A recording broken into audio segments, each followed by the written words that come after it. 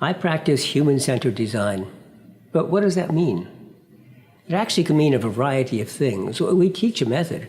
We say, first of all, let's go out and watch people, observe, do field work to see what they really do in their lives, whether it's education or entertainment or their jobs. Find out what happens, because don't ask them. People often don't realize what they need because people are used to what they're doing. And if you ask them what their problems are, well, they'll tell you something about what they're trying to accomplish today and what's in the way.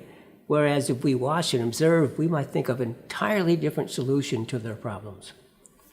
So we start off by observing. And then we actually try to figure out what is the real problem they're facing and what are the possible solutions. And we think of a variety of solutions, and then we try to see which one might be most appropriate, and we test.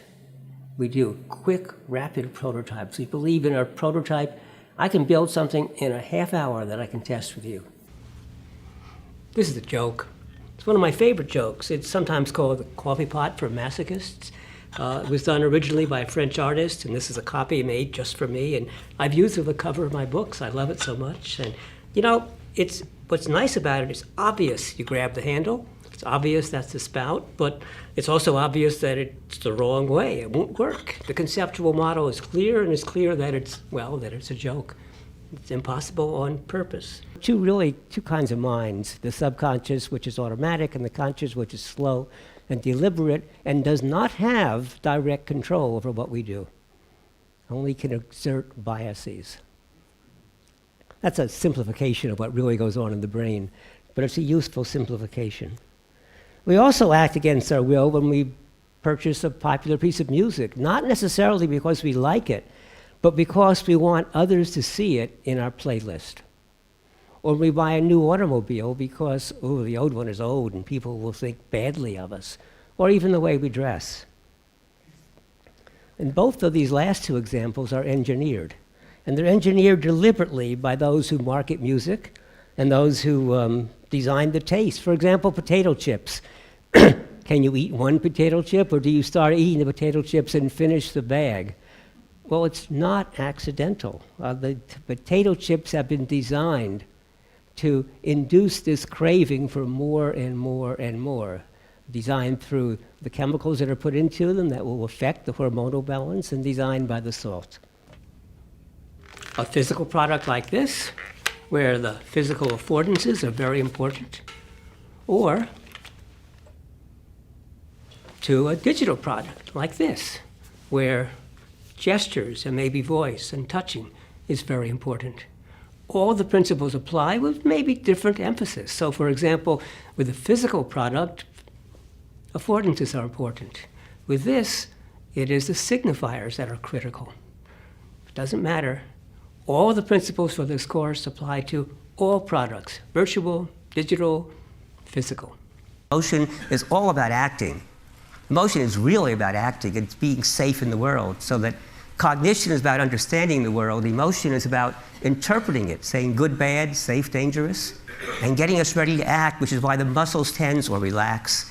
And so that's why we can tell the emotion of somebody else, because their muscles are acting subconsciously, except that we've evolved to make the facial muscles really rich with emotion. Well, this has emotions, if you like, because it signals the waiter that, hey, I'm finished, see? It's upright. And so the waiter can come by and say, would you like more water? It's kind of neat. What a wonderful design. As I've said before many times, and as I will say many times in the future, we have to design systems for people the way they are, not the way we want them to be. We want to design technology to be a collaborator, a team worker with people. And yet, we still think that people are somehow deficient, and we have to replace them with machines. Look, recently, Daniel Kahneman, Danny, wrote a book called Thinking Fast and Thinking Slow, and it's gotten a tremendous amount of press. And the work of Kahneman and his collaborator, Amos Tversky, did a lot of work sort of showing the biases that people have. Well, I disagree with my good friend Danny. We don't have biases. This is the way we work. This is the way we're genetically predisposed. It has actually been very, very valuable in the evolution and success of human beings. So, for example, we have a recency bias. We tend to be biased by what happened to us most recently. Well, that makes good sense, actually. The most recent events are the ones most likely to be repeated or to impact what is happening. We also have other kinds of biases, and they're all well described in this book. But it's kind of an artificial book, because the book is all about situations that you're asked to make judgments on out of context. Put us in context, and these biases are often positives. Recently, a designer friend wrote that, oh, this is an exciting book, Thinking Fast and Thinking Slow. And actually it is. It's a fine book. But he said, why don't we design our technology that will correct the biases of people? So we'll instruct people and we'll help people overcome their biases. And I say no, because the biases are normal ways that people operate, and most of the time they actually are beneficial. It's only when some clever experimental psychologist does a study and says, see how silly these people were, they made the wrong judgment.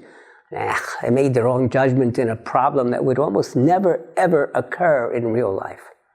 So, what I say, why not do it the other way around? Why not take advantage of the way that people work? And let's make technology that actually supports us. And where those judgments of people are sometimes wrong because they're biased too heavily by, say, recent events or by unique events, well, then let the system say, oh, here's a suggestion, or have you considered this other possibility? Let the system work with us, but don't call them biases and erroneous judgments and bad decision-making. Take it for human judgments and human decision-making, which most of the time is extremely powerful, and most of the time is correct. We were no longer people. We were consumers. And the job of a consumer is to consume. And so the advertisements were there to help us consume, because that's how companies kept in business, by causing us to consume. And this all started a long time ago. Probably the first major indication is the automobiles. In roughly the 1950s, the automobiles deliberately designed themselves so that you would have to buy a new one every 2 or 3 years. Not only would they fall apart, but there was an annual fashion change, if you will. So the style of the automobile would change. There'd be new features every single year, and every 4 or 5 years, there'd be a major change in the automobile, so that it was very visible to other people when you had an old automobile that was not in fashion. And the automobiles pioneered this, that you should always have a new thing. And if you didn't have a new thing, you were shamed. Hey, Christian, you caught it. I did. How come? What made it possible to catch? Well, it was light enough. It was grippable. Yeah. It's about the right size. So, we call those features affordances. It's about the right size. You can flip it around. You can throw it and catch it. And, you can even hide behind it, because it doesn't afford the transmission of light. So, affordance is very important. Wow, thank you. Hey, there's something inside. How do you know? Well, I heard something inside when I shook it. And that means? That I have a model that there's an object. We call those conceptual models. Oh, is it a gift? Open it. So what are you looking for? I'm looking for something that tells me I can open it. Because this lid doesn't open. There's a tab here that tells me something. It slid out. Aha, it signifies that you can open it there. And we call that a signifier.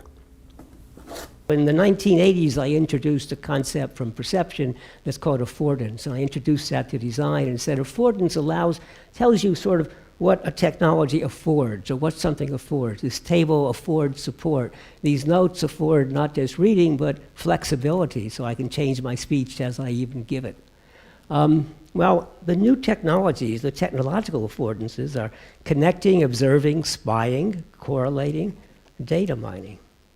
And so the story has changed rather dramatically. So let me talk about an artificial company. So suppose we had a company, and I'll call it Bugle. Now, Bugle makes many things available to the people who use it for free. There's search, and specialized search for authors, airline flights, hotels, comparison shopping, restaurants.